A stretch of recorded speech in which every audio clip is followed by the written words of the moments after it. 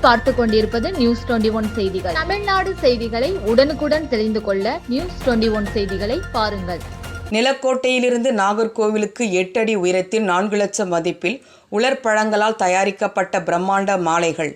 நாகர்கோவில் மாவட்டம் கீழவண்ணான் வினை சரக்கள் விளை அருள அருள்மிகு பிரம்மசக்தி அம்மனும் சுடலமாடை சுவாமியும் இசக்கி அம்மனும் கூடிய வன்னியபடி மரசுவாமி திருக்கோவில் ஆண்டுதோறும் ஆவணி மாதம் 2 தினங்கள் கொடை விழா நடைபெற்று வருகிறது. இவ்விழாவிற்கு சத்தியசீலன் சத்தியரூபன் இருவரும் தனது குலசாமிக்கு மாலை நேர்த்திக்கடன் செலுத்துவது வழக்கம். அதன்படி சற்று சுவாமிக்கு வித்தியாசமாக மாலை அணிய முடிவு செய்தனர்.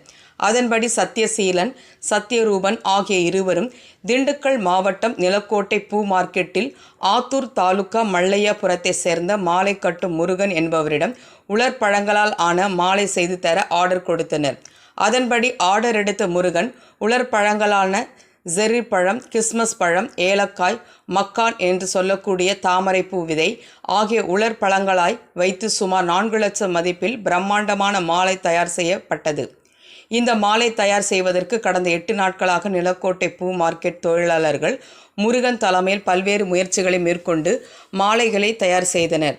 அதன்படி மாலைகள் தயாரான பின்பு நேற்று மாலை சுமார் 5 மணி அளவில் ஒரு வண்டியில் ஏற்றி மிகவும் பாதுகாப்பாக நாகர்கோவில் கீழவண்ணான் விளைப்பகுதிக்கு அனுப்பி வைத்தனர். குலசாமிக்கு படைப்பதற்காக ஏலக்காய் மற்றும் உலர் பழங்களால் மிகுந்த பிரம்மாண்டமான மாலை தயாரித்து நிலக்கோட்டை பூ மார்க்கெட்டில் வைத்ததை பார்க்க பூ வியாபாரிகளும் பொதுமக்களும் பிரமித்து பார்த்தனர். நியூஸ் 21 செய்திகளுக்காக ரமேஷ்.